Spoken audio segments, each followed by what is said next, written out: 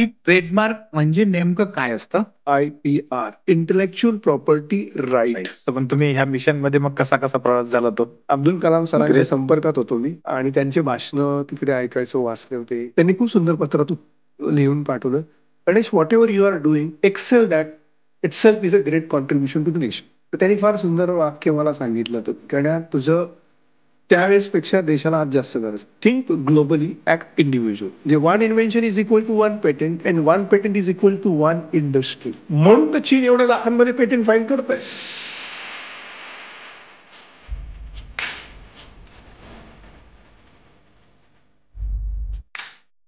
मित्रांनो नमस्कार, कसे आहात सगळे? मित्रांनो, 3S टॉक या आपल्या पॉडकास्टमध्ये मी डॉक्टर विशाल बेदुरकर आपल्या सगळ्यांचं पुन्हा एकदा नव्यानं स्वागत करतो. मित्रांनो, आपल्या 3S टॉकच्या पॉडकास्टवर आपण नेहमीच वेगवेगळे नवीन विषय घेऊन यायचा प्रयत्न करत असतो. खास करून जेव्हा आपण जागतिकीकरणाच्या जगामध्ये जगतो आहे, आपण कितीही प्रयत्न केला तरी जागतिकीकरणाचं जे वारं आहे ते आपल्यापासून दूर राहू शकत नाही. आपल्या आयुष्याच्या प्रत्येक अंगाला ते चिकटलेलं आहे. आपलं भलं याच्यामध्येच आहे की आपण त्याला समजून घेणे आणि त्या पद्धतीने पुढे जाणे. अलीकडच्या काळामध्ये तुम्ही ऐकलं असेल, ट्रेडमार्क खूप महत्वाचा झालाय. GI टॅग बद्दल तुम्ही कधी नाही कधी ऐकलं असेल. आपण पेपरमध्ये खूप साऱ्या बातम्या वाचतो की GI टॅग मिळाला, या गोष्टीला मिळाला, त्या गोष्टीला मिळाला. ISBN नंबर आपल्याला अनेक लोकांना माहित आहेत. आपण इंटेलेक्च्युअल प्रॉपर्टी राईट्स असं कुठेतरी थोडंफार ऐकलेलं असतं. पण आपल्या आयुष्याशी ते कसं निगडीत आहे, ते कसं महत्वाचं आहे, हे बरेचदा आपल्याला माहीतच नसतं. आजच्या आपल्या गप्पांमध्ये हा इंटेलेक्च्युअल प्रॉपर्टी राईट्स हा विषय घेऊन जगामध्ये आणि आपल्या देशामध्ये आपल्यामध्ये जो गॅप आज आहे, तो गॅप पूर्णपणे भरून काढण्याचं मिशन ज्या व्यक्तींनी आपलं वैयक्तिक मिशन म्हणून स्वीकारलेलं आहे आणि त्या मिशनला त्यांनी त्यांचं आयुष्य वाहून घेतलेलं आहे, असे इंटेलेक्च्युअल प्रॉपर्टी राईट्स या विषयाचे तज्ज्ञ डॉक्टर गणेश हिंगमिरे सर आज आपल्या पॉडकास्टमध्ये आपल्यासोबत गप्पा मारण्यासाठी आलेले आहेत. तर 3S टॉकमध्ये आपलं खूप खूप स्वागत आहे.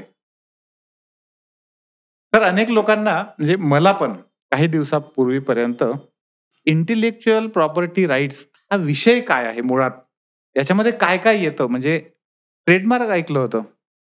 बरेचदा असं ऐकलं होतं की हळदीला पेटंट घेण्यासाठी असा संघर्ष करावा लागला. आता मी ऍग्रिकल्चर मधून येत असल्यामुळे कुठेतरी असायचं की या एखाद्या पदार्थाला GI टॅग मिळाला, पण नेमकं हे समजायचं नाही की यानं फायदा काय होतो. ट्रेडमार्क घेतला तर काय फायदा होतो. ज्ञानज्योतीचा आम्ही ट्रेडमार्क घेतला नव्हता आणि मग त्याचा काय फायदा होतो काहीच माहित नव्हतं.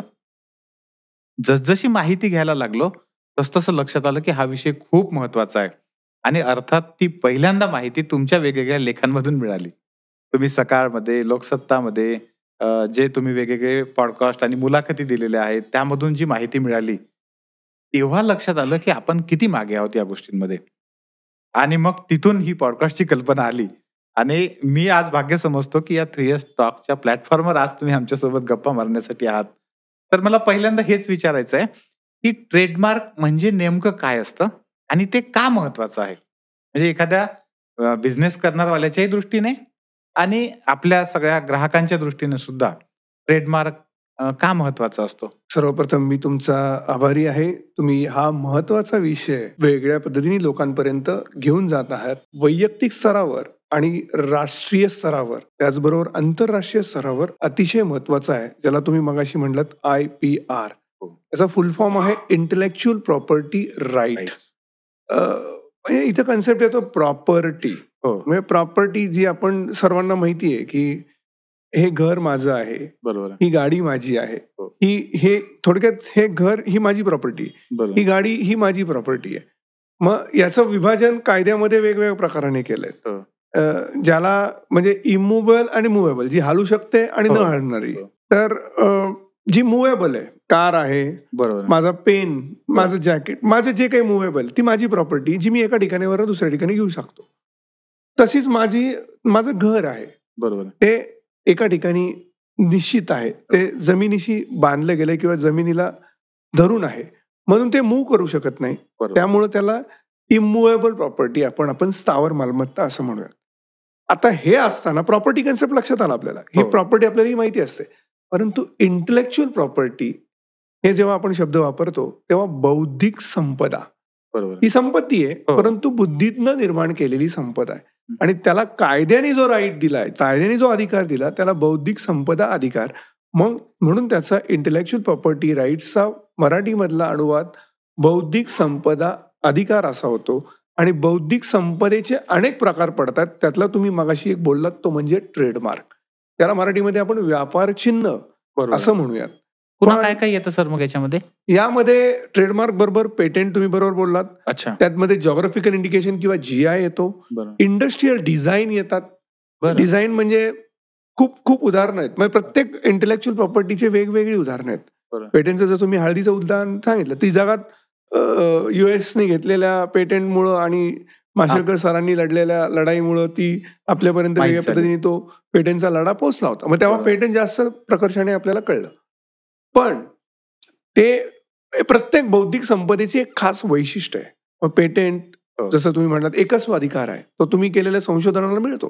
बरोबर. तुम्ही आणि त्यासाठी तुम्ही सायंटिस्ट असायला हवे नाही. आम्ही इतके पेटेंट फाईल केलेत बरं. की ज्यामध्ये अगदी गृहिणी, मी त्यांचं पेटेंट फाईल केलं, मी त्यांच्या घरी जाऊन आलो. भोसले नगर म्हणून ठिकाण आहे. नवऱ्याला ऍक्सिडेंट झाला आणि त्याला नॉनव्हेज खायला सांगितलं, पण त्यांनी नॉनव्हेज खाणार नाही असा अट्टहास धरला. आणि अशा वेळेला काय पर्याय असला पाहिजे, ज्या नॉनव्हेजचे घटक व्हेजमधनं कुठल्या मिळतील, म्हणून ती महिला सकाळी पहाटे 3 वाजता उठायची आणि तिने आपल्या गॅलरीला हम्म. लॅब बनवली आणि वेगवेगळे प्रयोग करत तिने वॉलनट रागी सूप नावाचा पदार्थ बनवला, बाप. जो डॉक्टरांनी सांगितलं होतं नॉनव्हेज, पण नाही खाता व्हेज मधनं तिने त्या तिच्या नवऱ्याला ते पुरवलं आणि त्याला Great. लवकर बरं केलं. मग त्याचं पेटेंट घेतलं. थोडक्यात बरोबर. पेटेंट हे संशोधन तुम्हाला मिळतं, त्याला मिळतं. व्यापार चिन्ह जे तुमचं प्रतिनिधित्व, मगाशी तुम्ही ज्ञानज्योतीचं उदाहरण दिलं, हो. असं जगभरात जी नावं आहेत, मायक्रोसॉफ्ट सर्वांना माहिती आहे, IBM, ह्या इंटरनॅशनल कंपन्याज आहेत. तशा भारतातल्या टाटा, बिर्ला, ह्या सगळ्या भारतातल्या कंपन्या आहेत. ते नाव दुसरं कोणीच वापरणार नाही. हे केव्हा होतं, जेव्हा तुम्ही त्या नावाची नोंद करता.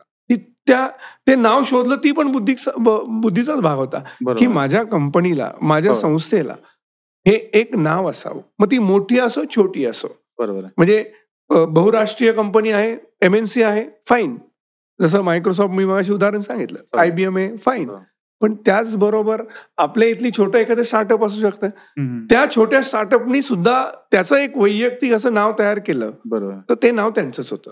आणि ह्या नावामध्ये बुद्धीचा वापर असतो. म्हणजे भारतातल्या एका कंपनीचं नाव सांगायचं झालं तर इन्फोसिस बरोबर. हे कॉइन वर्ड होतं, त्याला ट्रेडमार्क घेतला. असं म्हटलं गेलं की इन्फॉर्मेशन आणि सिस्टीम याला अच्छा. जोडून ते इन्फो आणि सिस घेतला हा, आणि हा. इन्फोसिस जोडलं. तर अशा प्रकाराने ती ट्रेडमार्क कन्सेप्ट जी त्यांच्या असते ती बुद्धीचा सुद्धा आविष्कार होता तो. करेक्ट नावाने, हो. त्याला लोगो म्हणूयात आपण किंवा ते वर्ड मार्क म्हणूयात, त्या प्रमाणात तो झाला ट्रेडमार्क. आणि इंडस्ट्रियल डिझाईनच्या बाबतीत तर सोपं आहे. मग बिस्लरी बॉटल असते, त्याचे एक नवीन आलेली डिझाईन, त्याच्या हो. खाली बॉटलच्या खाली लिहिलं तर ती डिझाईन किती कोणीच बनवणार नाही. ती बरोबर. बौद्धिक संपदा. बरं. अधिकार म्हणजे काय, मी मगाशी म्हणलं इंटेलेक्च्युअल प्रॉपर्टी राईट. बौद्धिक संपदा अधिकार म्हणजे अच्छा. अधिकार दिला गेलाय तुम्हाला कायद्याने. ह्या वेगवेगळ्या ज्या फॉर्म्स आहेत इंटेलेक्च्युअल प्रॉपर्टीच्या, त्याला अधिकार दिला गेलेला आहे तुम्हाला की तुम्हीच वापरायचं ते. अच्छा. टाटा नावाने कोणी कंपनी सुरू करणार नाही, इन्फोसिस नावाने कोणी कंपनी सुरू करणार नाही. ही त्यांचीच मोनोपोली आहे, ती त्यांचं बौद्धिक संपदा आहे, ते त्यांचं ट्रेडमार्क आहे. तसंच डिझाईनच्या बाबतीत ती बिस्लरी हो. जी तयार केली गेली बिस्लरीची बॉटल, ती कोणी बनवणार नाही. जे हँडी बॉटल त्यांनी तयार केली, हो. ही डिझाईन आहे. तसं टॅटो नानो ही पण इंडस्ट्रियल डिझाईन आहे. बरं. ते डिझाईन कुठेही तुम्हाला त्या कारचं सापडणार नाही. अच्छा. म्हणजे हे डिझाईन सुद्धा बौद्धिक संपदा असतं. मी असं ऐकलं होतं की ज्या गाड्या वगैरे तयार होतात ते एका गाडीसाठी खूप साऱ्या म्हणजे 100 वेगवेगळ्या डिझाईनचं ते लोक बरोबर हे घेऊन ठेवतात. R&D करतात, त्याला रिसर्च करतात, डेव्हलपमेंट करतात. तुम्ही जर नॅनोच्या बाबतीतलं उदाहरण बघितलं हो. तर नॅनोला म्हणजे एक प्रॉडक्टला अनेक इंटेलेक्च्युअल प्रॉपर्टी राईट असतात. बरोबर आहे. मी मागाशी पेटेंटचा उल्लेख केला, त्याला जवळपास 40 पेटेंट होते. अच्छा. आणि त्यालाच डिझाईन पण होतं. म्हणजे बरं. डिझाईन ही वेगळी इंटेलेक्च्युअल प्रॉपर्टी आहे, हो. पेटेंट ही इंटेलेक्च्युअल वेगळी पेटेंट, कॉपीराईट ही वेगळी इंटेलेक्च्युअल प्रॉपर्टी राईट. आणि बरं. या सगळ्याला वेगवेगळ्या प्रकाराने आपलं एक इंडिव्हिज्युअल ज्याला म्हणूयात निर्मिती आहे, बरोबर आहे. जी बुद्धीतनं निर्माण होते आणि त्याला अधिकार मिळतात, ते बौद्धिक संपदा अधिकार म्हणतात. तर त्यामुळे त्याचे इथे rights राहतात. नॅनोच्या बाबतीतलं 40 पेटेंट जे होते, सिंगल वायपर म्हणूयात आपण, हो, हो. नॉर्मली होता. वायपर 2 असतात, हो पण तुम्ही बघितलं तर नॅनोला 1 होता. हो मग त्यांनी तो कसा डिझाईन केला? ओके त्यानंतर त्याचं जे इंजिन होतं ते पुढच्या ऐवजी मागं नेलं बरोबर आणि त्यानुसार ती कम्फर्ट डिझाईन तयार केली. हो. या सगळ्याचा जिथे बुद्धीचा वापर केला आणि जिथे तुम्हाला त्या बुद्धीतनं निर्माण झालेली संपत्ती ती तुमचीच ठेवायची, त्यावेळेला बौद्धिक संपदा अधिकार तुम्हाला मिळतो. सर हे जे आपल्याला एकदा ट्रेडमार्क वगैरे मिळाला तर मग त्यानंतर ते किती वर्षापर्यंत राहतं की कायमचं राहतं? 10 वर्षापर्यंत तुम्हाला ट्रेडमार्क असतो, पण तो तुम्ही रिन्यू करू शकता. त्याला रिन्युअलची फी भरायची. अच्छा. प्रत्येकाचा एक टर्म ठरलेली आहे. पेटेंटची 20 इयर्स म्हणजे 20 वर्ष पेटेंट तुम्ही, पण पेटेंट रिन्यू नाही करता येणार. बरं पेटेंट हा एकस्व अधिकार आहे. तो एकदा 20 वर्षांनी तो तुमचा पब्लिक डोमेनमध्ये जाणार. ओके त्याला ऑफ पेटेंट असं म्हणतात. बरं म्हणून तर आणि ऍक्च्युली त्याच्या मागचं एक खूप चांगलं गणित मांडलेलं गेलं होतं की हो. बाबा एखादी चांगली गरजू टेक्नॉलॉजी किंवा हो फॉर एन एक्झाम्पल आता दुसऱ्या बाबतीत बोलायचं झालं तर फार्मास्युटिकल प्रोडक्ट, एखादा हो. ड्रग जो कॅन्सरसाठी खूप उपयोगी पडलेला आहे हो आणि त्या ड्रगचं पेटेंट मिळालं, त्या कंपनीने प्रचंड खर्च केलाय, R&D केलाय आणि ते ड्रग तयार केलंय, तर त्या कंपनीला मोनोपोली मिळाली. बरोबर त्यांनी त्यातनं एकस्व अधिकारातनं आपल्या ज्या काही झालेला खर्च आणि ज्यातनं त्यांना करायची प्रगती हो. ती करायचीच. आणि पेटेंट देण्यामागे अनेक उद्देश असतात. हो. म्हणजे तुमच्या बुद्धीचा रिकग्निशन, तुम्हाला त्याच्या बदले मिळणारा राईट हो. आणि त्याच्यातनं तुम्ही अधिकाधिक संशोधन करा, अधिकाधिक पेटेंट करा, अधिकाधिक समाजाचे प्रश्न सोडवा आणि त्यासाठी तुम्हाला हा अधिकार देण्यात येत आहे. असं ते objective of the patents rights म्हणूयात त्याला दिले गेलेले आहेत. सो पेटेंटच्या बाबतीत काय की ते 20 वर्षानंतर ड्रग अच्छा ऑफ पेटेंट होऊन आपोआपच होतं ते. मग कोणीही बनवू शकतं. ओके तसंच कॉपीराईटचं आहे. तर मग आपण जे जेनरिक औषधं वगैरे म्हणतो एक्झॅक्टली ती जशी आहेत. त्यातले बरेच औषधांना सुरुवातीला पेटेंट मिळालेलं असेल, अच्छा 20 वर्ष त्याची टर्म संपली असेल तर ती कोणीही बनवू शकतं. बरं आणि त्याचा उद्दिष्ट असा आहे की ती स्वस्तात उपलब्ध लोकांना व्हायला पाहिजे. तर काही दिवसाच्या आधी साने गुरुजींचं पुस्तकाचं मी बघितलं. ते बरोबर पुस्तक मला वेगळ्याच प्रकाशनाच्या नावाने दिसलं. बरोबर. मला जरा कुतूहल वाटलं हो. की म्हटलं हे मी खूप आधी वाचलं होतं श्यामची ते. आई असेल श्यामची आई हो किंवा 2008 नंतर महात्मा गांधीजींची पण काही हो, हो, पुस्तकं हो. कोणी प्रकाशित करू शकली. हो त्या अगेन तो जसं मी पेटेंटचा टर्म म्हणलं की 20 वर्ष, तसं हो. कॉपीराईटची टर्म आहे अच्छा की तुमचा अधिकार कधीपर्यंत तुम्ही वापरायचा आहे हे कायद्याने निश्चित केलेलं आहे. बरं तर ते लाईफ प्लस 60 इयर्स ओके हे तुमचं जीवन हो. आणि त्याच्यानंतर 60 वर्ष तुमचे हो. लिगल एअर्स ते वापरतात. बरं. कॉपीराईट हा बौद्धिक संपदा आहे, तिथे हो. बुद्धीचा वापर आहे. मग तुम्ही हो. लेख लिहिता, हो. तुम्ही चित्र काढता किंवा तुम्ही पुस्तकं लिहिता, बरोबर ह्या सगळ्याला कॉपीराईट मिळू शकतो. सर मुळात ही व्यवस्था सुरू होण्याच्या मागचं कारण काय आहे? ह्या सगळ्या गोष्टी काय आपल्या देशात नव्या नव्हत्या, अच्छा. आपल्याकडे पहिल्यापासून होत्या. पण दुर्दैवाने मधल्या काळात दोष कोणाला द्यायचा, मुघलांना द्यायचा हा, का हा. ब्रिटिशांना द्यायचा? बरं जास्त करून ब्रिटिशांना दिलं तर कधी चांगलं आहे की त्यांनी फार वाईट गोष्ट आणली की सगळं आमच्याकडेच आहे आणि हम्म. आम्ही तुम्हाला देतोय. पण अच्छा. वास्तवात ही कन्सेप्ट आपल्याकडे काही नवी नव्हती. बरं 750 वर्षापूर्वी ज्ञानेश्वरी लिहिली. कोणी लिहिली? ज्ञानेश्वर महाराजांनी. मग त्यांच्या नावाचंच कॉपीराईट आहे ना. तुम्ही मी म्हणणार त्याच्यावर ज्ञानेश्वरी. बरोबर आहे. बरोबर अगदी का नाही? त्यांच्याच नावानं. हो पसायदान कोणी लिहिलं? त्यांनीच लिहिलं. येस वृक्षवल्ली आमा सोयरे बरोबर आहे. तुकाराम महाराजांच्या ह्याच्यात आहे. बरोबर. हो हो हो तिथे जर मी ते हे सगळं बदललं आणि खाली माझं नाव टाकलं तर that is not, it belongs to him only. Yes तर ते कॉपीराईट अल्टिमेटली होतं आपल्याकडे. बरोबर आहे. बरोबर म्हणजे तो त्याच्या नावाच्या म्हणजे तुका म्हणे स्वर्गवासी सुखे घालावे आम्हासी, तुका म्हणे म्हणजे त्यांनी त्याच वेळेला सांगितलं होतं की हे मी सांगतोय. बरोबर आहे. म्हणजे आणि ते आजही तसंच आहे. हो तर ह्या सगळ्या गोष्टी नव्हत्या अशा नव्हत्या.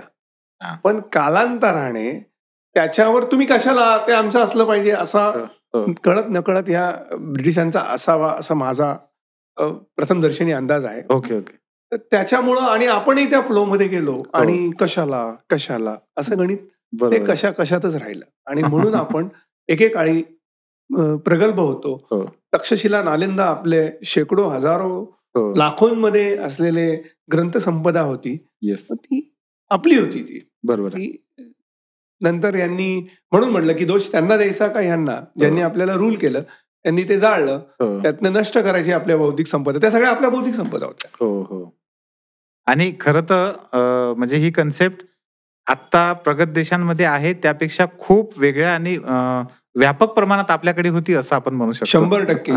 मी सुदैवाने मला परदेशात जाऊन शिक्षण घेण्याचा योग आला होता. अच्छा. 2001ला मी इंग्लंडला आणि तिथे सेल्सबरीला आम्ही गेलो होतो. बरं. सेल्सबरीच्या तिथे मॅग्ना कार्टा ठेवला होता आणि तो अगदी असं सुंदररित्या त्यांनी त्याला काच आणि फार असं खाली छान लिहित्या त्याला घेऊन ठेवलं होतं. मॅग्ना कार्टा बहुतेक तुम्हाला कदाचित राणीचा जाहीरनामा.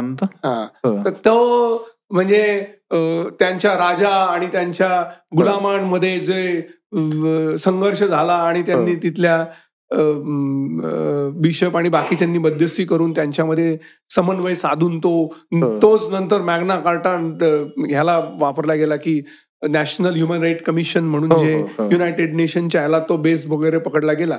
आणि मी जेव्हा तो वाचत होतो, मी आणि माझा मित्र एक जयदीप देव होता, आणि असलं मला दुःख झालं की त्यात जे सांगितलं ते 750 वर्षापूर्वी ज्ञानेश्वरांनी पसायदानामध्ये सांगितलं होतं. बरोबर आहे. दुरितांचे तिमिरे जावं विश्व सुधर्म सूर्य पाहू, जो जे वांछील तो ते लाव.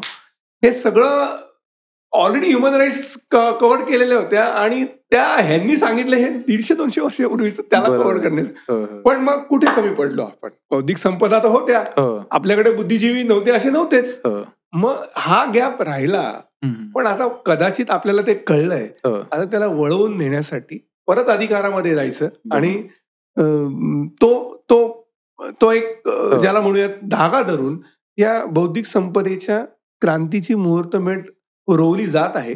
आणि ती कालांतराने त्याचा वृक्ष होईल असं वाटतंय. सर, मग आता जे इंटेलेक्च्युअल प्रॉपर्टी राईट्स आहेत तर आपल्याकडे ते जे आलेलं आहे हे साधारण कधीपासून आलेलं आहे? मी म्हटलं ना, मग अशी उदाहरण दिलं ज्ञानेश्वरांपासून ते त्यांचंच आहे. म्हणजे त्यांची बौद्धिक संपदा आहे, त्यांच्या बुद्धीतनं निर्माण झालेली, तो त्यांचा अधिकार आहे. त्याच्यावर मी माझं नाव टाकू शकत नाही. म्हणजे आपल्याकडे पूर्वापार होतं. म्हणजे मी 750 वर्षाचं उदाहरण सांगतो, पण त्याच्या आधीपासून ज्या अनेक गोष्टी आहेत. सर, या ठिकाणी एक सहज क्युरिओसिटी म्हणून मला असं विचारायचं आहे, ट्रेडमार्क समजा एखाद्या व्यापाऱ्याच्या दृष्टीने महत्वाचं आहे की हे माझं नाव आहे, 3S स्टॉक हे आमचं नाव आहे असं आपण म्हणू. GI टॅग आहे की त्या भागातल्या लोकांसाठीचं ते उपयोगाचं आहे. पुस्तक एखाद्याने लिहिलं आहे ते ISBN नंबर त्याच्यासाठी ते प्रोटेक्ट होतं प्रॉपर्टी राईट्स. सर्वसामान्य लोकांना याचे कसे फायदे आहेत? मी सुरुवात मगाशी त्या व्यक्तीबरोबर केली की ती गृहिणी होती. तिने लेख वाचला होता, तिला पेटंट माहिती होतं आणि तिला माहिती होतं की मला हे मिळू शकतं. तर पहिली गोष्ट की सर्वसामान्यांनी एक पहिला विचार ठेवायची की आपल्याला बुद्धी आहे का? ज्याला बुद्धी आहे तो बौद्धिक संपदा निर्माण करतो. प्रत्येक जण कोणी करू शकतो. आणि उदाहरणं आपल्याकडे खूप आहेत. म्हणजे रादर आपल्याकडे त्याला आपण वेगवेगळ्या पद्धतीने नावं दिली. जुगाड, इंडियन जुगाड. बरोबर. एक मराठी सिनेमा आला होता मकरंद अणसपुरेचा, दे धक्का. आता हे माहित नव्हतं का? दे धक्का बऱ्यापैकी मराठी माणसांनी बघितलाय. म्हणजे त्याला पण हे यातनं मेसेज काय घ्यायला पाहिजे होतं की अरे तुम्ही पेटेंट करा आणि प्रॉस्पेरिटीकडे जावा. आपल्याकडे नळाला पाणी येत नाही तर आपण वेगवेगळ्या पद्धतीने आणि ते पाणी आणतोच. घराघरात पेटेंट्स होऊ शकतात आणि आपण करत नाही म्हणून दुसरे जण घेतात. बरोबर आहे. मग मी एका सिंगापूरच्या कुटुंबासाठी पेटेंटचं काम करत होतो. अच्छा. त्यावेळेस ते होतं, साधं होतं, चपाती मेकिंग सिस्टीमवर होतं. म्हणजे आपण चपात्या खातो ना, मग त्याला जेव्हा पेटेंट घ्यायची एक प्रक्रियेचा सर्वात महत्वाचा भाग असतो की ते पेटेंट कुठं कोणी घेतलं का किंवा त्या संदर्भात कुठे काम झालं का ते पाहायचं. आणि तसं झालं असेल तर तुम्हाला पेटेंट मिळणार नाही. अच्छा. म्हणजे दुसऱ्यांनी घेतलं असेल तर मिळणार नाही. बरं. दुसऱ्यांनी त्याच्यावर काम केलं असेल त्या संशोधनावर तर तुम्हाला मिळणार नाही. बरं. मग तो पार्ट जसा एखादी तुम्ही फ्लॅट घेता किंवा एखादी प्रॉपर्टी घेता, तुम्ही ती निर्जोखीम आहे का, बँकेकडे मॉर्गेज आहे का, कोणाच्या नावावर आहे का, त्याच्यावर 4 जणांचे अधिकार आहेत का, असं जसं बघतो तसं पेटेंटच्या बाबतीतलं पण ती जगातनं बघितली जाते. आम्ही जेव्हा त्या सिंगापूरच्या कुटुंबासाठी काम करत होतो आणि चपाती मेकिंग सिस्टीम कधी इंट्रोड्यूस झाली, त्याच्यामध्ये कुठल्या डेव्हलपमेंट झाल्या, कुठल्या प्रकारच्या मशीन्स आहेत, हे सगळं पाहताना दुर्दैवाने आम्हाला लक्षात आलं 1942 ते 44 दरम्यान एका इंग्रजाच्या नावावर चपातीचं पेटेंट होतं. अरे बापरे. म्हणजे आमची आजी, आमची पंती, आमचे जे काही पणजी असू सॉरी, त्यांना काही भाकरी चपाती येत नव्हत्या, पण आपण रेकॉर्ड नाही केले. बरोबर आहे. आणि रेकॉर्ड नाही केले म्हणून उद्या जेव्हा आज सगळा जो नवीन वर्ग, विशेष करून आता सगळा तरुण मुलं किंवा इव्हन शाळेतली मुलं गुगलाचार्याचा वापर करतात, तेव्हा त्यांनी शोधलं चपातीज हिस्ट्री. त्यांना असाइनमेंट दिली शाळेमध्ये आणि त्या असाइनमेंटमध्ये त्यांना काय सापडणार की एका गोऱ्यानी चपातीचं पेटेंट घेतलं होतं. म्हणजे माझ्या आईनी त्याच्या पेटेंटचं कॉपी केली आणि ती आम्हाला तेच पेटेंट प्रमाणे प्रोसेस करून खायला घालते.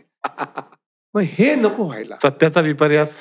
एक्झॅक्टली. आणि म्हणून केवळ कमर्शियल अँगलनी नाही तर रेकॉर्डसाठी आपल्याला आपण हे करायला पाहिजे. मी गमतीने कधी कधी म्हणतो की आम्ही नंतर जागे होतो, राईट बंधूंच्या नावे विमानाचं पेटेंट, पण मग नंतर म्हणतो आमच्याकडे पुष्पक विमान नव्हतं का, फक्त ते रामायणामध्ये होतं.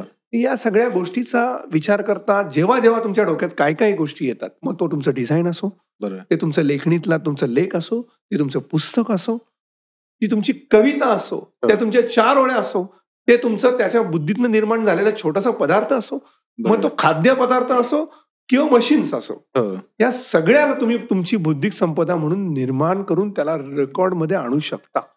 मी तुम्हाला काही फॅक्ट सांगतो. अच्छा. चीनमध्ये मागच्या वर्षीचा 18 लाखाच्या वर पेटेंट होते आणि आपल्याकडे 56,000. 18 लाख आणि 56,000. हा रेशो आहे. म्हणजे आपल्यापेक्षा हे लोक का श्रीमंत होत आहेत याचं पण उत्तर जे आहे ते या प्रश्नामध्ये आहे. मला जो प्रश्न विचारायचा होता सर तो असाच होता की एखाद्या व्यक्तीने समजा असे वेगवेगळे पेटंट घेतले आणि त्याला ते उत्पादन करता येत नाहीये, तर मग तो पेटंट दुसऱ्याला वापरायला देऊ शकतो का? त्यासाठी त्याला पैसे मिळतात का? पेटंट कायद्यामध्ये खूप सुंदर तरतूद आहे. अच्छा. त्यात तुम्हाला पहिले एकच अधिकार मिळून जाणार, तो कायद्याने दिलाय की तुम्ही एखादं संशोधन केलं, तुम्ही एखादा पेन तयार केला. उदाहरणार्थ आपण ज्ञानज्योती शिक्षण क्षेत्राशी निगडीत आहोत. खडू, पूर्वी खडू असायचा, खडू डस्ट क्रिएट करायचा, तो शिक्षकाला आणि विद्यार्थ्याला त्रासदायक असायचा. बरोबर. त्या विद्यार्थ्याच्या मनात आलं, अरे हा खूप चांगला शिक्षक आहे, ह्याला त्रास होतोय आणि माझ्या मित्रांना पण त्रास होतोय, तर मला ह्याच्यावर या टेक्निकल प्रॉब्लेमला टेक्निकल सोल्युशन शोधायचं. आणि त्यांनी शोधलं, त्यांनी डस्ट फ्री चॉक तयार केला. ओके. अभ्यास केला, प्रयोग केले आणि डस्ट फ्री चॉक तयार, त्याला पेटेंट मिळेल. ओके. हे झालं पेटेंटचं उदाहरण. आता पेटेंट मिळालं, त्याला कमर्शियल नाही करता आलं.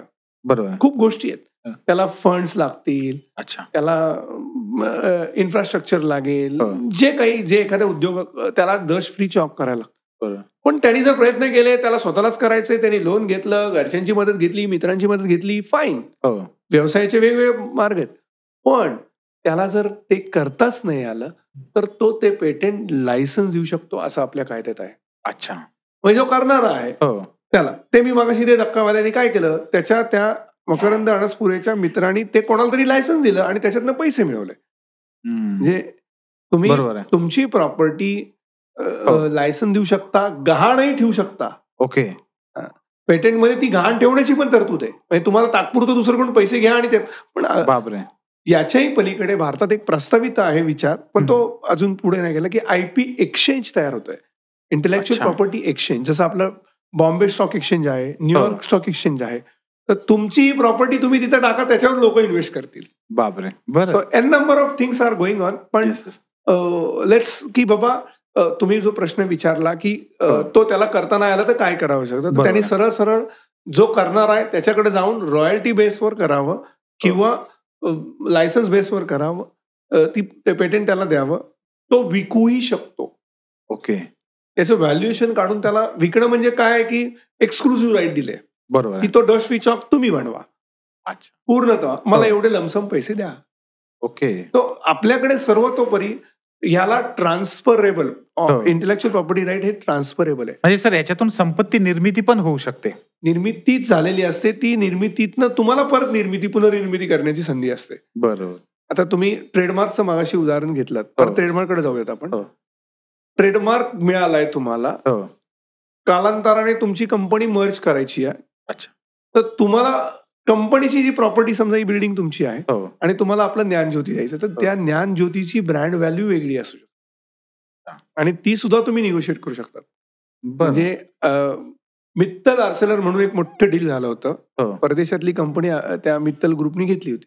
तर त्या आर्सेलरची व्हॅल्यू काही अब्जो कोटीमध्ये होती. ते तुम्हाला वापरायचं असेल तर त्यांनी ते निगोशिएट केलं, त्याची नावाची व्हॅल्यू सुद्धा दिली. That is brand value, that is IP value.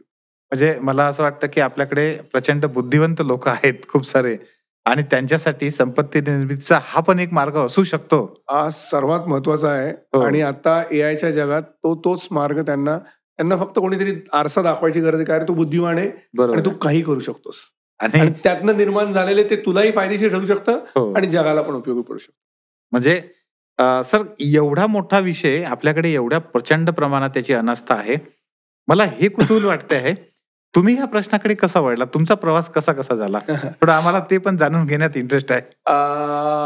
वैयक्तिक स्तरावर सांगेल तर मला माझ्या घरात स्वातंत्र्य सैनिकाचं पार्श्वभूमी होती. माझे अच्छा. काका स्वातंत्र्य सैनिक होते. बरं. वडील लहानपणीच गेले होते माझे 6 वर्षाचे असताना. पण काकांच्या विचारांचा माझ्यावर प्रचंड पकडा होता. अच्छा. माझ्या घरात चांगली मंडळी स्वातंत्र्य सैनिक नेहमी यायचे बरं. आणि देशासाठी काहीतरी करायचं हे हो. ते बाळ कडू त्यावेळेस मला मिळालं. बरं. त्यात सगळ्या प्रकारचे मंडळी, मग माझे काका एकदम न्यूट्रल होते. त्यांनी कुठनं लेफ्ट ईस्ट राईट असं कटलं नव्हतं. सगळं त्यांना देश हा महत्वाचा होता. अच्छा. माझ्या घरात सगळ्यांचे मोठ्यांचे देशातल्या नेत्यांचे किंवा यांचं कायमस्वरूपी फोटोंपासून प्रेरणा असं असायची. एनिवे, तर त्यांनी मला तो बाळकडू देताना सांगितलं होतं की तुला असं काही विषय किंवा असा गोष्ट करायची की जे देशाला उपयोगी पडेल. बरं. आणि मी त्या शोधातच होतो. आणि मग माझं पहिलं BSc, BSL आणि LLB करत मी इंग्लंडला पोहोचलो. तेव्हा मला तिथे कोणत्या वर्षी गेला होता सर आपण? मी इंग्लंडला 2001 ला गेलो होतो. बरं. तो परमेश्वर तुमच्या पाठीशी असतो, तो तुम्हाला इक्विप करतो, हे मी प्रचंड विश्वास आहे माझा. बरं. त्यांनी मला सायन्सचं बॅकग्राऊंड दिलं, त्यांनी मला लॉचं बॅकग्राऊंड दिलं आणि त्यांनी मला मास्टर्स इन लॉचं, कमर्शियल लॉचं बॅकग्राऊंड दिलं आणि त्यांनी मला इकॉनॉमिक्सचं पण बॅकग्राऊंड दिलं. बॅकग्राऊंडला ते चालू होतं. हा, नाही, मला त्या डिग्र्या घेत गेलो मी. हो, हो. आपोआप इक्विप होत गेलो. बरोबर. आणि तुम्ही पळायचं, मग आपोआप तुम्हाला ते अकेले चलते गए कन्सेप्ट आहे ना, तो ते तुम्हाला अगदी. इक्विप्ड होत जाता तुम्ही. बरोबर. ते बाळकडू देशकार्य, एखादा विषय जो देशाला महत्वाचा आहे. हो. म्हणजे गमतीचा भाग म्हणून मी माझा मित्र एक गिरीश राऊत, अच्छा. त्याच्या घरी भगतसिंग नावाचा सिनेमा बघत होतो. बरं. आणि हे काकांचा पगडा, मी फारच एक्साइटेड असायचो, इमोशनल असायचो. तर त्या घरी त्याच्या इतका रडलो मी का नाही त्यावेळेला जन्माला आलो. बरं. तर त्यांनी फार सुंदर वाक्य मला सांगितलं होतं की गण्या, तुझं त्यावेळेस पेक्षा देशाला आज जास्त गरज आहे. आणि मला ते पटलं की ज्या ह्याच्यात माझा देश गरीब राहिलाय, ज्या देशात माझा देश, ज्या विषयामध्ये माझा देश मागं राहिलाय, ज्या देशामधनं मी खऱ्या अर्थाने विकसित भारताचं स्वप्न आत्ता आहे, पण 22 वर्षापूर्वी त्या विषयाला घेऊन अवेअरनेस करत आपल्याला त्याला एका स्तरावर नेता येईल. तो आज कळलं की ते वाक्य खरंच होतं की आज देशाला तशा पद्धतीच्या विचारांची किंवा विषयाची आणि हे, पण तो मिशन सुरू झालं आणि एका वेगळ्या मोडवर आलंय ते 22-23 वर्ष. तर कसं असतं, पण तुम्ही ह्या मिशन मध्ये मग कसा प्रवास झाला तो? पहिला जॉब सोडून आलो तिकडला, इंग्लंडचा, 2002 ला. बरं. अब्दुल कलाम सरांच्या या कामासाठी खास? येस, अब्दुल कलाम सरांच्या संपर्कात होतो मी. बरं. आणि त्यांचे भाषण तिकडे ऐकायचो, वाचले होते. हैदराबादचं एक भाषण होतं ते, तर मी तिथं सगळीकडे तिथं ग्रॅज्युएट सेंटरवर लावलं होतं. बरं. 14 ऑगस्टला सगळ्या लोकांना बोलवलं होतं. 15 ऑगस्ट मोठं सेलिब्रेट केलं होतं. 26 जानेवारी माझ्याकडे सेलिब्रेट केलं होतं. आणि ते कळत नकळत ती लिडरशिप देवानी देण्याचं काहीतरी कारण असेल, तर तिथे अगदी ते झालं होतं. मग त्यानंतर आल्यानंतर मी सगळं सोडून आलो. अच्छा. म्हणजे चांगलं होतं सगळं. मला आर्थिक दृष्ट्या मी कार्डिफ युनिव्हर्सिटीमध्ये जॉबही करत होतो. सगळंच म्हणजे एव्हरीथिंग. आता लोकांना तिथे जाऊन करिअर करायचं स्वप्न आहे, तुम्ही वेल सेटल तिथलं सोडून या मिशन साठी भारतात आला. खूप तिथे जेव्हा जाणवलं ना मला की अरे किती अनास्था या विषयाची आणि किती महत्वाचा ह्या देशासाठी विषय, आणि आपल्याला खूप काम करायचंय. आणि हे मी तिथे आल्यावर अक्षरशः एक्साइटमेंट मध्ये मी सरांना पत्र लिहिलं होतं. बरं. अब्दुल कलाम सरांना, त्यावेळी ते राष्ट्रपती होते. अच्छा. त्या ज्येष्ठ माणसाने मला रिप्लाय दिला. माझ्याकडे ते आजही पत्र आहे. वा. आणि मी त्यांना सांगितलं, सर मी आलो इकडे, आता तुम्ही सांगितलंय किंवा त्या सांगितलं म्हणण्यापेक्षा तुमच्या प्रेरणेने मी भारतात तर आहेच आलोय आणि इथे मी टीचिंग सुरू केलंय, हा विषय लोकांपर्यंत पोहोचवण्याचा करतोय, मी याच्यात लिखाण सुरू केलेलं आहे. बरं. मग तरी मला अस्वस्थ आहे की काय, कारण का एखाद दुसरा तिसरा चौथा कोणी घ्यायलाच तयार नव्हतं. बरं. म्हणजे मी 1998 ला IPR विषय अभ्यासाला घेतला, तर त्यावेळेला सगळ्यांचा लँडलॉर्ड नावाचा जो मनी मेकिंग मशीन होतं, लँडलॉर्ड म्हणून, तिथेच कळलं होतं. आणि आम्ही 2 जणांनी तो विषय घेतला होता ILS लॉ कॉलेजला. तो विषय तिकडे गेला, त्याच्यातली मास्टरी घेऊन त्यातनं तिथे संधी होती, ती संधी सोडून इथे येऊन जेव्हा मी म्हटलं अहो सर काहीच नाही, आणि खरं सांगायला तर माझ्याकडे त्यांनी मला लगेच पत्र पाठवून दिल्लीला बोलवलं. बरं. पण दिल्लीला पण जायला माझ्याकडे पैसे नव्हते त्यावेळी. अरे बापरे. लगेच त्यांनी रिप्लाय करून त्यांनी सांगितलं की मी पुण्याला येतोय. आणि एवढा ज्येष्ठ श्रेष्ठ मोठा माणूस त्यांनी राजभवनात आम्हाला बोलवलं. माझ्याबरोबर अजून 5-7 जण होते. बरं. आणि त्यांनी तिथनं मग मला पत्र लिहिलं राष्ट्रपती भवनातनं. मी सांगितलं मी आता शिकवतोय, मी लिहितोय, या विषयाचा अवेअरनेस करतोय, त्याला एक दिशा देण्याचा प्रयत्न आहे, काय सुचत नाहीये, पण एवढीशी संख्या कोणी घ्यायला तयार नाही आहेत किंवा काय. त्यांनी सांगितलं, त्यांनी खूप सुंदर पत्रात लिहून पाठवलं, Ganesh, whatever you are doing, excel that itself is a great contribution to the nation. म्हणजे आणि ते प्रेरणादायी वाक्य. मग म्हटलं नाही, 200 200 होतील, 200 2000 होतील, आणि लोक जसं जसं विषय कळायला लागेल तसं तसं त्या विषयाला हे होईल. त्याचाच परिणाम म्हणून मी आज ज्ञानज्योतीला इकडे मला कुठूनतरी कळलं, मग इकडे आलो. तो विषय ते विषय आणि माझं नाव असं इक्वेशन जुळत गेलं. पण त्याला 22-23 वर्ष लागली. मग नंतर सुरू झाला. तुम्ही कधीतरी सर सकाळमध्ये लोकसत्तामध्ये कुठेतरी एखादा लेख लिहिला असेल, तो माझ्या वाचण्यात आला, मला ते नवल वाटलं. त्या विषयाकडे माझा तसा तर काही संबंध नव्हता तो, पण मला आता ही गोष्ट तुम्ही जे म्हटलं ना, कनेक्टिंग द डॉट्स, तुम्ही तुमचं करत जायचं, एक्सेल करत जायचं, कुठं नाही कुठं मागचा बरोबर डॉट्स जोडतो. तुम्हाला लॉचं त्यांनी हे दिलं, सायन्सचं बॅकग्राऊंड दिलं, आणि त्या कामासाठी त्यांनी तुम्हाला तयार केलं. प्रत्येकाला एक जबाबदारी देऊन पाठवलेलं आहे वरतून, असं मी बिलीव्ह करतो. येस. आणि मला ही जबाबदारी त्यांनी दिली, आणि चांगले चांगले गुरु माझ्या जीवनात आले. ILS ला असताना देशमुख सर होते, आव्हाड सर होते. या लोकांनी फार सुंदर सुविचार दिलेत. म्हणजे आव्हाड सरांनी मला एक वाक्य शिकवलं होतं की चांगला प्रोफेशनल बनण्याआधी चांगला माणूस बन. बरोबर. आणि देशमुख सरांनी सांगितलं होतं की झोकून. मग त्यानंतर मी लिखाण जेव्हा सुरुवात केली, तुम्ही लेख वाचलेत तर शेकडो लेख, आणि या वर्तमानपत्रांचा आभार आहे मी. त्यात महाराष्ट्र टाइम्सनी पण त्यांनी माझ्या लेखांच्या मालिका नंतर केल्या. बरं. आणि ह्या महाराष्ट्र टाइम्स असो, सकाळ असो, सगळ्यांनी लेखांच्या मालिका म्हणजे, आणि त्याच्यातनं पुस्तकं तयार झाली. बरं. म्हणजे लिखाण हे गरजेतनं निर्माण झालं. ती आवड तर होतीच, आणि मग त्याला खूप खूप सुधारणा होत गेल्या, इम्प्रुव्हमेंट, आणि तो व्याख्यानाचा भाग पण बनला होता. बरोबर. जो ज्या विषयाला मला 1, 2, 3 मुलं पण नव्हती मिळत, त्याच विषयासाठी नंतर 2016ला मला IIT कानपूरनी चीफ गेस्ट म्हणून मला तिथे बोलवलं IPR साठी. बापरे. 2018ला हाच विषय मी दिल्लीला IIFT मध्ये IS सिनियर IS लोकांना शिकवला. म्हणजे तुम्हाला तुम्ही तुमचं काम करत राहा, तुम्ही स्वतःला प्रामाणिकपणे झोकून द्या, तुम्हाला आपोआपच त्या दिशेने तुम्ही तो विषय नेत नाही का पातळीवर पोहोचता, हे मला पूर्ण विश्वास वाटतो. म्हणजे APJ अब्दुल कलामांनी तुम्हाला जो आदेश दिला, तुमच्या कामात तुम्ही एक्सलन्स मिळवा, तर तो करून तुम्ही आता इथपर्यंत हा प्रवास करत आहात. तर एक ग्रेट. आणि तुम्हाला मला या ठिकाणी पुन्हा एक पॉझिटिव्ह आणि चांगली गोष्ट सांगावी वाटते. बहुतेक वेळा लोकांना असं वाटतं की नवीन पिढी ह्या सगळ्या गोष्टींपासून दूर राहते.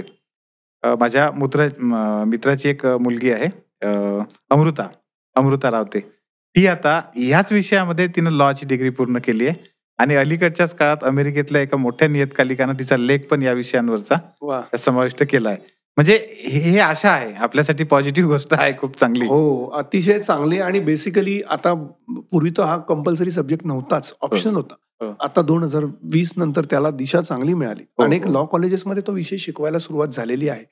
म्हणजे विषय विद्यार्थ्यांपर्यंत पोहोचतोय, आणि तो त्यानुसार त्याला दिशा. आता वास्तवात परत तुमची ओळख करून देणारा हा विषय आहे. तुम्हाला बुद्धी आहे हे दाखवणारा हा विषय आहे, आणि त्याच्यातनं तुमच्या बरोबर देशाची पण असेट्स तयार होते. बरोबर आहे. म्हणजे मी दरवेळेला पेटेंट का घ्या असं कोणी विचारलं तर आम्ही स्वतःचं एक इक्वेशन आम्हाला मिळालेलं आहे की 1 पेटेंट वन इन्व्हेन्शन, एक संशोधन एका पेटंटला जन्म देतं. म्हणजे one invention is equal to one patent and one patent is equal to one industry. म्हणजे मी मगाशी परत डस्ट फ्री चॉकचं उदाहरण द्यायचं झालं, तो डस्ट फ्री चॉक तुम्ही तयार केला, तुम्ही त्याला पेटंट घेतलं, तर ते तुम्हीच तो डस्ट फ्री चॉक बनवू शकता. बरोबर. म्हणजे त्याची इंडस्ट्री उभी करायची तर तुम्हाला करता येईल त्याची. बरोबर. किंवा तुम्ही मगाशी म्हणाल की कोणाला देता येईल का, तर दुसऱ्याला देता येतं. पण त्याच्यातनं काय निर्माण होणार आहे? त्याच्यातनं एम्प्लॉयमेंट निर्माण होणार आहे, त्याच्यातनं सरकारला रेव्हेन्यू निर्माण होणार आहे. बरोबर. त्या अनेक प्रश्नांना, म्हणजे रोजगार निर्मितीचा प्रश्न असो किंवा आर्थिक सुधारणांचा प्रश्न असो, म्हणून तर चीन एवढ्या लाखांमध्ये पेटंट फाईल करत आहे. बरोबर. म्हणून तर चीन एवढ्या लाखांमध्ये करोडोंमध्ये ट्रेडमार्क फाईल करत आहे. म्हणून तर ते त्यांच्या कुठल्याही गोष्टींना दुसरीकडे बनवायचं झालं तर त्यांना अडचणी येतात. मग त्या आपली जो तर मला असं वाटतं इथे एक गोष्ट थोडीशी मी ऍड करतो. आपल्या लोकांना पैशाची भाषा खूप चांगली समजते आणि आपल्या लोकांना हे लक्षात घ्यायला पाहिजे की आपण अनलिमिटेड टाइमसाठी आपल्यासाठी पैशाची पण निर्मिती ह्या इंटेलेक्च्युअल प्रॉपर्टी राईट्स मधून करू शकतो. 100%. आणि त्याच्यासाठी पैसे लागत नाही तर तुमची बुद्धी लागणार 100%, जी की तुमची आहे. येस. ही गोष्ट जरी एका या पॉडकास्टच्या माध्यमातून आपल्या प्रेक्षकांनी घेतली तरी हे जे मिशन तुम्ही पूर्ण करत आहात हे खूपच महत्वाचं आहे. सर, मुलाखतीमध्ये पुढे जाण्याच्या आधी मला मगाशी तुम्ही जो मुद्दा सांगितला तो खूप महत्वाचा वाटला की चीनमध्ये, भारतामध्ये, अमेरिकेमध्ये प्रचंड गॅप आहे. हे लोक आपल्यापेक्षा खूप पुढे आहे. मला तो मुद्दा पुन्हा थोडा स्पष्ट करून तुमच्याकडून पाहिजे आहे की हा जो गॅप आहे हा कशा प्रकारचा आहे आणि हा कसा आपण भरून काढू शकतो. त्यामागे अनेक कारणं आहेत, ज्याला अवेअरनेस हा आपण इंग्लिश मधला शब्द आहे, पण शिक्षणाचा भाग, शिक्षणामध्ये हा बौद्धिक संपदा विषयच नसल्याकारणे. मी 2009ला जपानला होतो, 1 महिना होतो तिथे. मी तिथल्या शाळांमध्ये गेलो होतो. 2009ला मी तिथनं 3 पुस्तकं आणली. ती पुस्तकं पेटंटवर त्यांच्या इथे इयत्ता 7वीला पुस्तक शिकवलं जायचं. कॉपीराईट त्यांच्या इथल्या मुलांनी केलेले चित्र पेटंट ऑफिसमध्ये लावले जायचे. अशा प्रकारात तिथे प्रमोशन दिलं जायचं. अगदी कॉमिकमध्ये त्यांना होंडा काय आहे, सुझुकी काय आहे, तो ट्रेडमार्क किंवा ते मार्क किंवा त्यांच्या टेक्नॉलॉजी आणि त्या टेक्नॉलॉजी जगात ट्रान्सफर केल्याने त्यांना मिळणारी आर्थिक सुबत्ता काय आहे हे त्यांना मुलांना तिथे इयत्ता 2रीपासूनच, 7वी तर मी हे होतं, आपण आता 2रीपासूनच, म्हणजे ते एवढ्या प्रमाणात त्यांनी शिक्षणामध्ये हा विषय आणला. तिथून गोडी त्यांनी निर्माण केली. तीच कॉपी लिटरली चीनमध्ये करण्यास सुरुवात झाली. आणि या सगळ्याचा जो परिणाम तिथे ते स्मार्टली रिच होत गेले. बरोबर. स्मार्टली त्यांनी जगावर आपल्या अनेक घटकांचा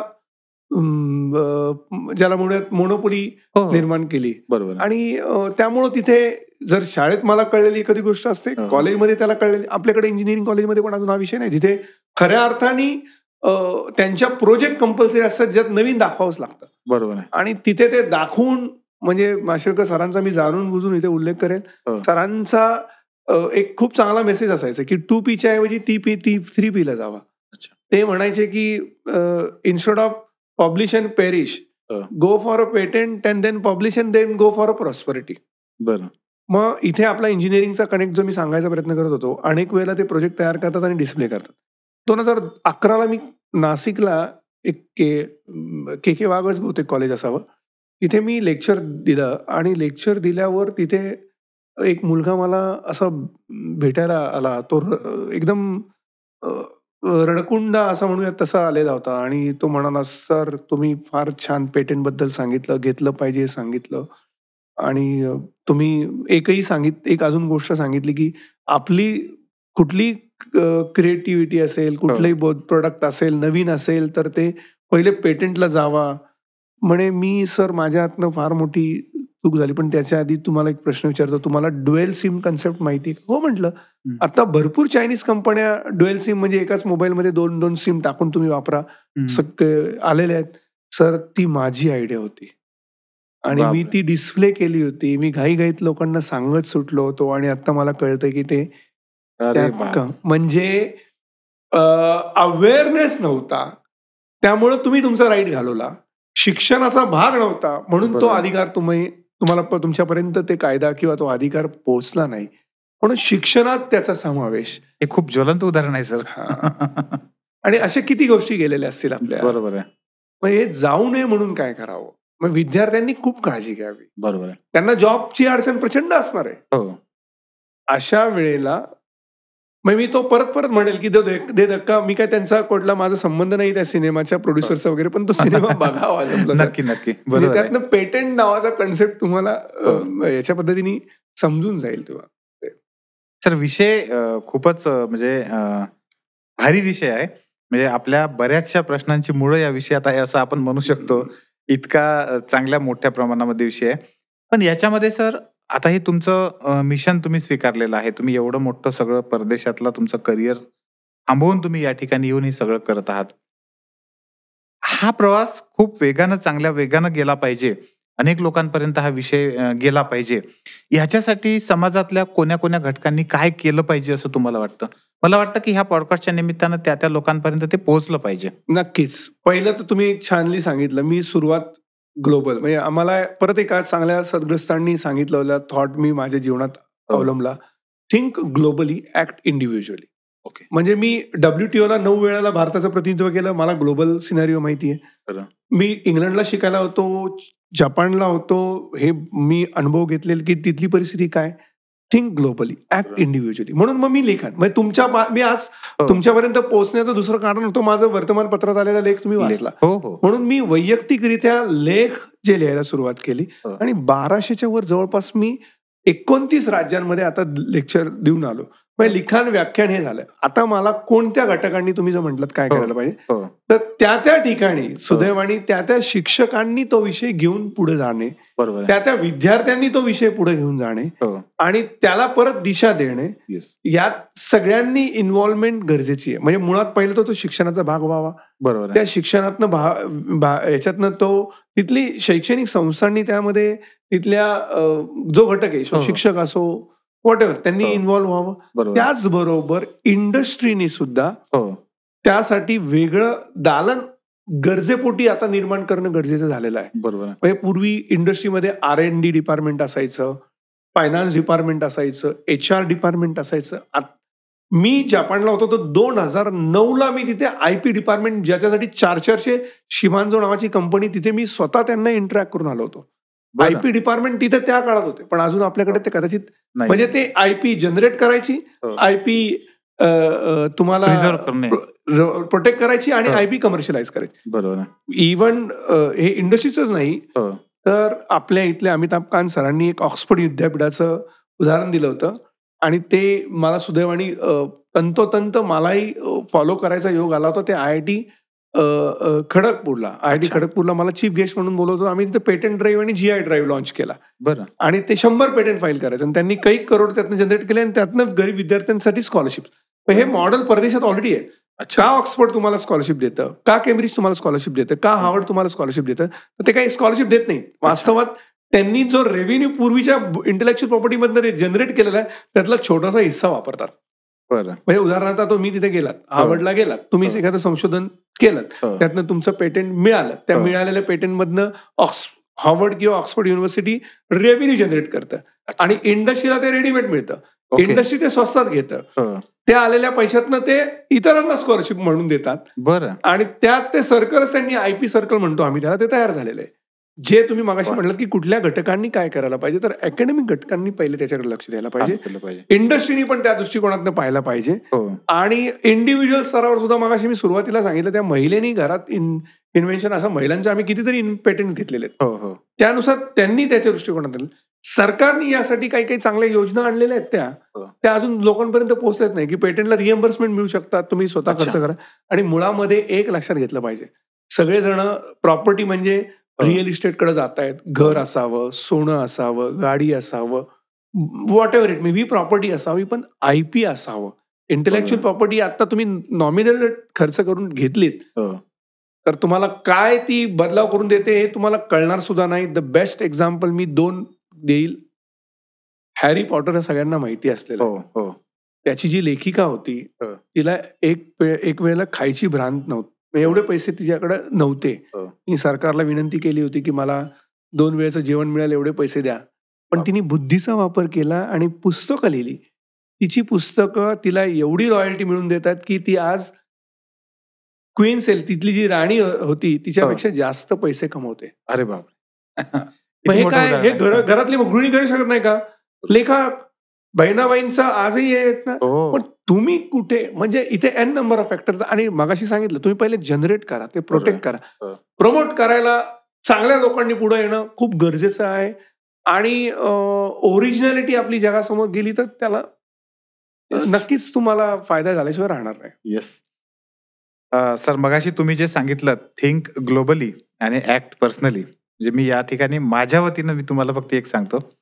आमचा ट्रेन द ट्रेनर नावाचा एक प्रोग्राम आहे. त्याच्यामध्ये आम्ही वेगवेगळ्या शिक्षकांना जे करिअरचे नवीन नवीन ऑप्शन आता अवेलेबल आहेत, पर्सनॅलिटी डेव्हलपमेंटचे आहेत, तर ते फ्रीमध्ये वेगवेगळे प्रोग्राम घेऊन शिकवत असतो. निश्चितपणे पुढच्या सगळ्या प्रोग्राममध्ये इंटेलेक्च्युअल प्रॉपर्टी राईट्स हा एक विषय असेल आणि तो त्या शिक्षकांच्या माध्यमातून त्या सगळ्या विद्यार्थ्यांपर्यंत पोहोचवण्यासाठी नक्की ज्ञानज्योती एज्युकेशन खूप सारं याच्यामध्ये जेवढं करता येईल तेवढं पूर्ण काम करेल. ग्रेट, खूप ग्रेट आणि खूपच महत्वाची मोठी माहिती आपण या ठिकाणी दिलीत.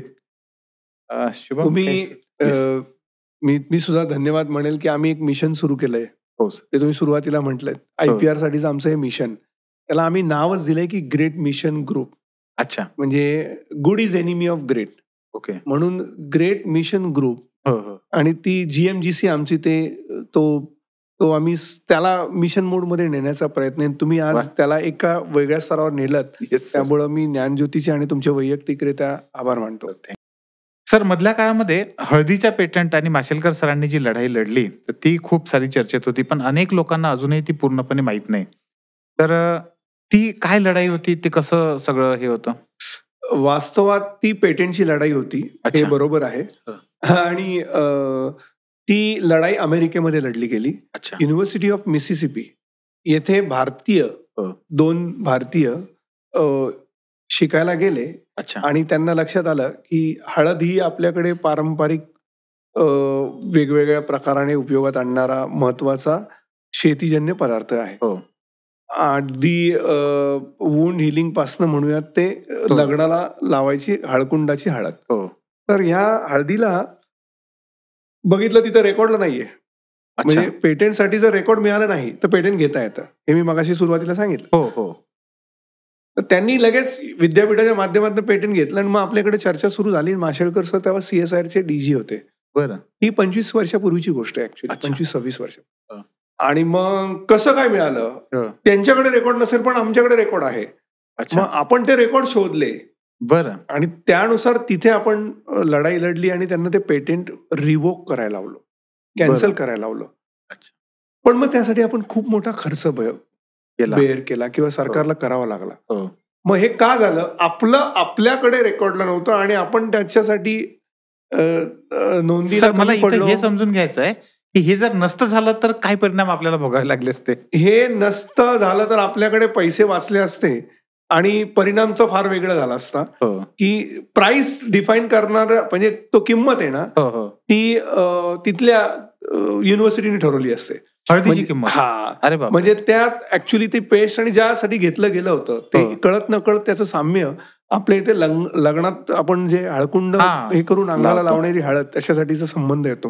म्हणजे आज भसाभस 2 किलो 4 किलो 5 किलो 10 किलो हळकुंड कुठून अंगाला लावू शकतो. आणि अनेक त्यामागती कारण आहेत, इतिहास आहे, संस्कृती आहे. बरोबर आहे. तर ज्या आज आपण 10-10 किलो लावायचं आणि हळद लावली म्हणतो आपण अंगाला सगळीकडे, तर जेव्हा कारण तेवढी स्वस्तात उपलब्धता आहे. बरोबर. कारण का त्याच्यावर कोणाची मोनोपोली नाहीये, त्याच्यावर कोणाचं पेटंट नाहीये. बरोबर.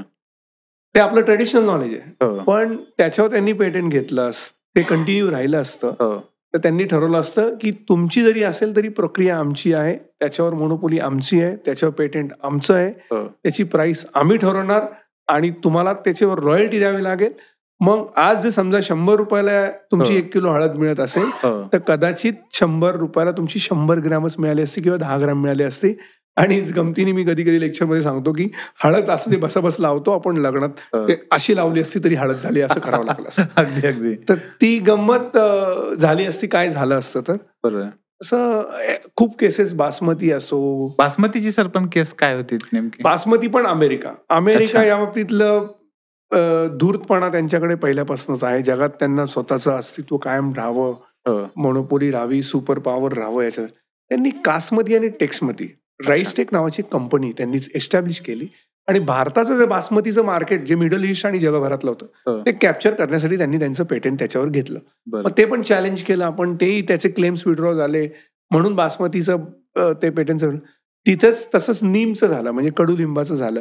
एवढ्याच पर्यंत नाही राहिलं. आता चायनीज कंपनीने, आता पार्लमेंटमध्ये काही वर्षापूर्वी एक प्रश्न परत विचारला गेला की चायनीज कंपनीनी भारतीय कलिंगडाचं त्याच्या एक्स्ट्रॅक्शनचं युरोपमध्ये पेटंट घेतलं आणि ते परत म्हणजे आपण तेच करायचं का? आपण नाही करत आहे म्हणून दुसरे करतायत आणि दुसरे करतायत ते घेतलेलं परत मिळवण्यासाठी आपण खर्च करायचा का? त्यापेक्षा आपण का नको करायला? मुळातच आपण आपल्या प्रोसेस आपण केल्या पाहिजे. आपल्या प्रोसेस आपण केल्या पाहिजेत. आणि